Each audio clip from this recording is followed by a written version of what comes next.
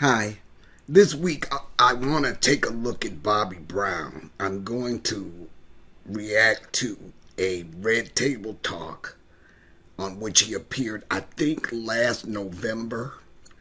Now, the reason I'm looking at it today goes all the way back to 1995 when all of that stuff about he and Whitney were all in the news. And I remember praying really hard for him. And I remember during that prayer, I said, he's going to preach the gospel. Now, many things have ensued. We've lost both Whitney and Bobbi Christina. At some time just before he recorded this Red Table Talk, Bobbi also lost his son, his namesake. When Bobbi was growing up, he saw death in front of him. His parents were alcoholics. If I remember correctly, they even sold drugs.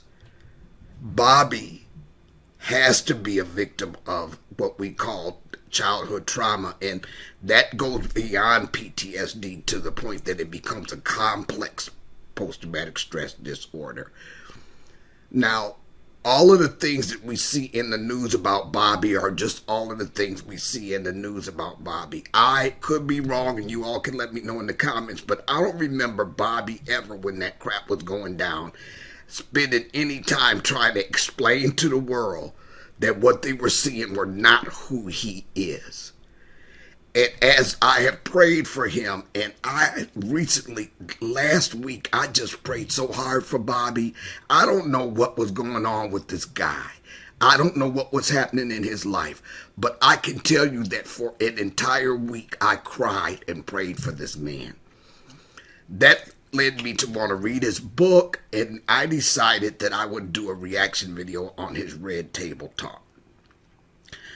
Now, I'll go into more later about what he went through and how that apparently affected him in his life. And I may discuss some of that as I react to the video.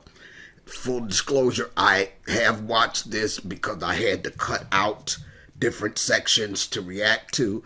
But I do want to react and speak with you guys about what I see in these segments. The reason why we wanted to bring you to the table today is to talk about generational trauma.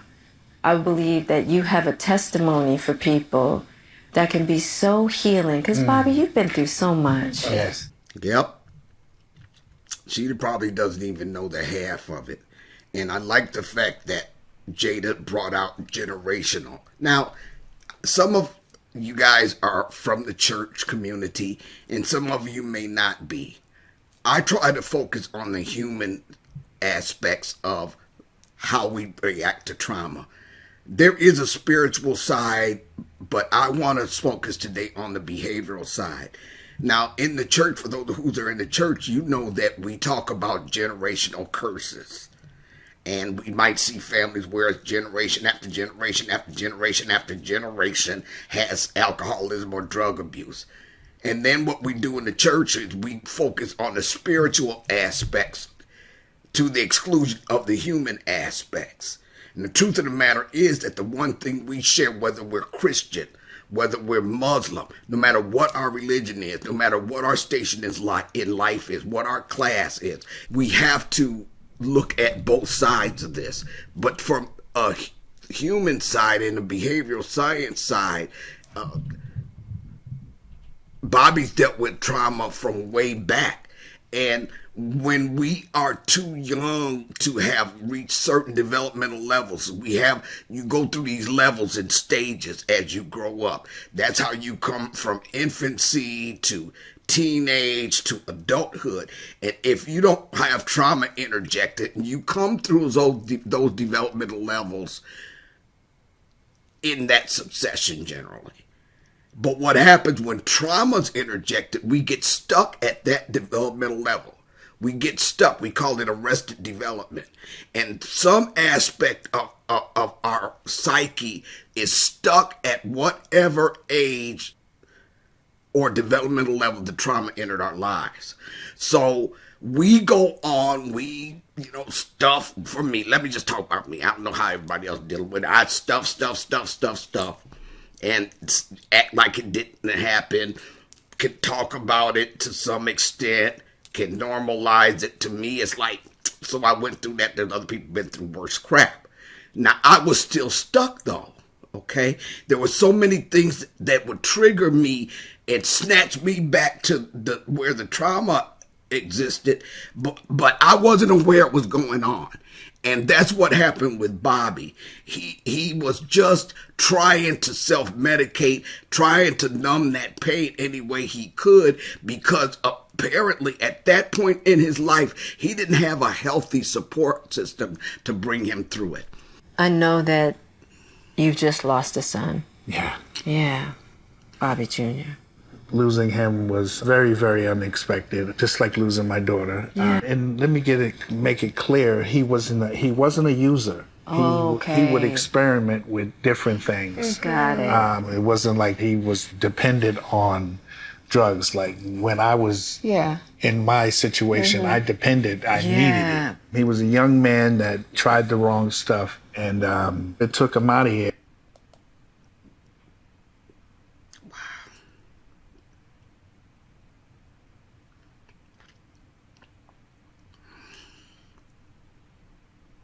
I don't know how much one human being can take.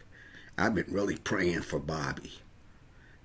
I don't understand how one man can take so much loss. And every loss you take is added trauma. And if you have not dealt with that trauma that you've been through in the past, this is re-traumatizing. It's why so many of us have situations where maybe something will happen in the world. Right now, we've got a war going on overseas. And for me, it was 9/11. I was in the middle of a hellacious marriage. I was just holding on by a thread. And then I started watching that 9/11 coverage just 24/7. And I remember, now that I look back, I can see that the darkness just rolled in on me. The walls closed in on me. And it wasn't long before I had a full-fledged breakdown. Now, 9/11 may not have affected everybody exactly like that. I'm not saying it wasn't a traumatic event for the entire world to watch. But I'm saying because at that point in my life, I had not dealt with my past trauma. It was just doubly difficult for me to fight through the depression. Let's go on. As a father, and giving me your point of view around Bobbi Christina's death, how do you grapple with that? Right? Lots of prayer. There's thoughts that go through your head. But the 3-4 months before her passing, we had become closer and closer. I know she had plane ticket and everything ready to come stay with me. It was just matter of 2 days before she would have been on the flight. 2 days before this all happened. If I could just get those 2 days back, she'd still be here, because I would have found out what was going on to do something about it. Right. It was rough, and it still is rough. I think about it every day. I'm filled with, how do I say it? Like it's pushed down. I'm keeping it away from me as much as possible, because I couldn't do nothing then, and I can't do nothing now. Right. Yeah, that's what I've been really praying hard about, Bobbi. Because that's what I did. I pushed things down. It's almost like you get to a point where you feel like I can't take another brick on this load. And we tell ourselves that we don't want to really deal with that pain because we know it's going to be more pain to do so. But it's not good to stuff this like he is. It's not good to stuff this like Bobbi is. I mean, what else has he stuffed? Trauma on top of trauma on top of trauma. You all have to forgive me. I am so heartbroken for him.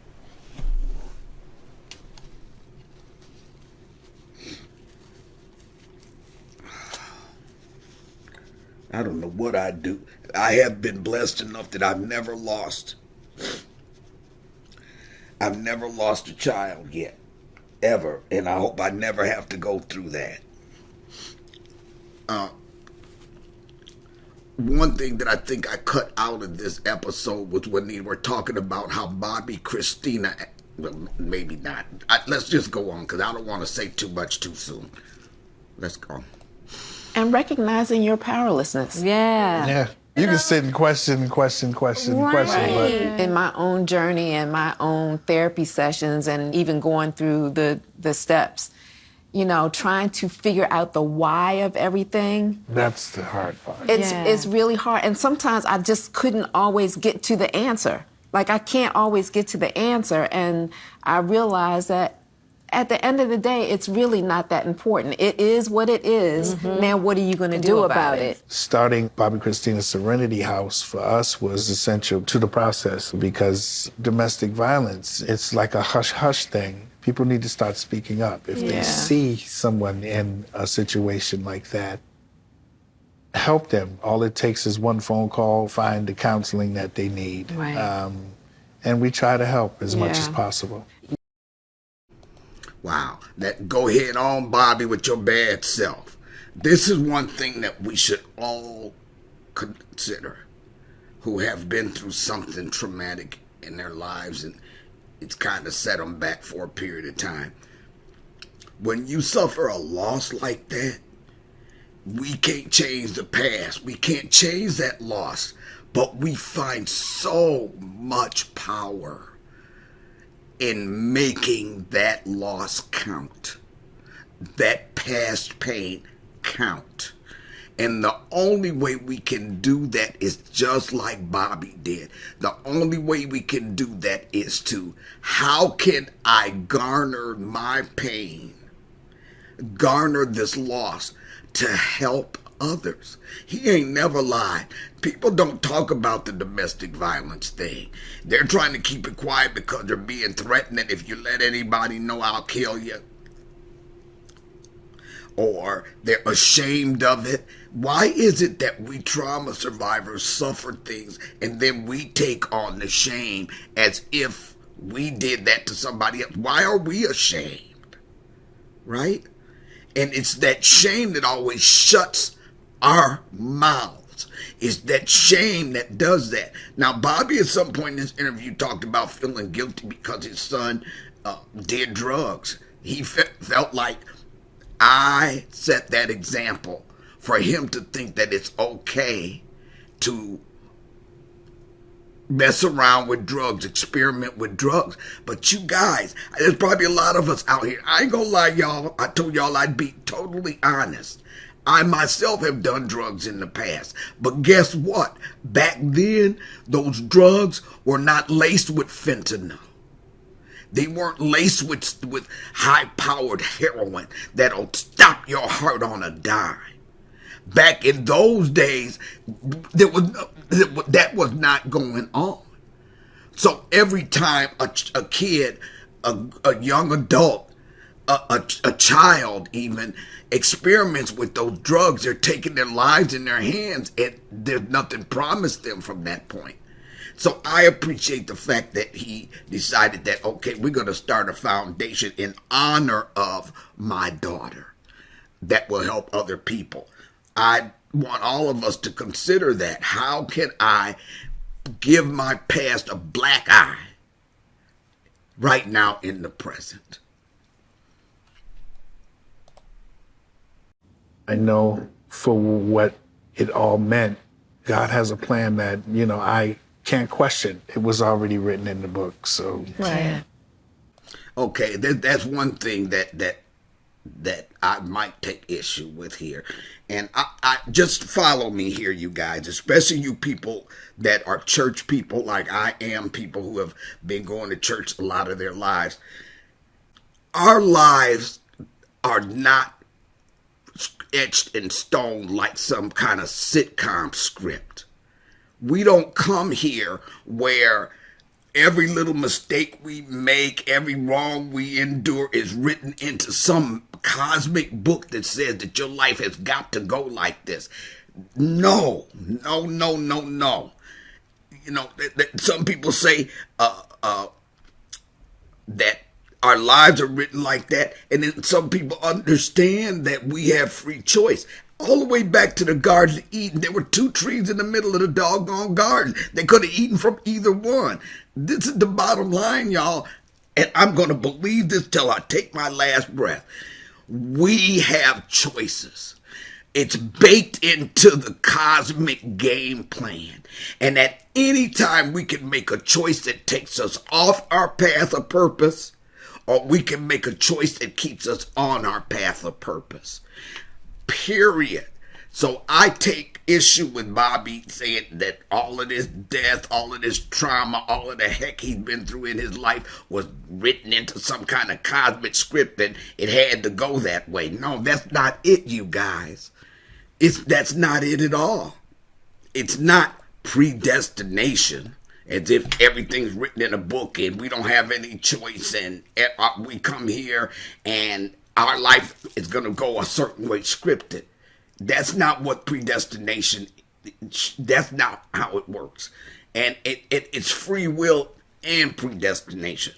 So in other words, the part of our lives that I believe is predestined is our destiny. And I talked in other videos about how your destiny is etched in stone, and that before you were formed in your mother's womb, God knew you and he had called you to a certain purpose. To me, predestination is that, period.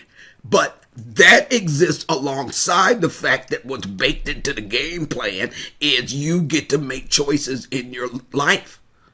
You get to make choices.